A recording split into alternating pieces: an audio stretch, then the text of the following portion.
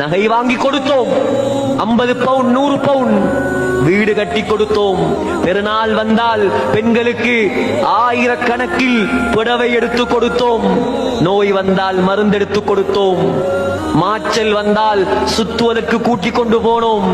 வீட்டு சாப்பாடு விருப்பம் இல்லையா, வா போவோம். ஹோட்டலா ஏறி இறக்கினோம். வெளிநாடுகளுக்கும் கொண்டு போனோம். எல்லாம் கொடுத்தோம்.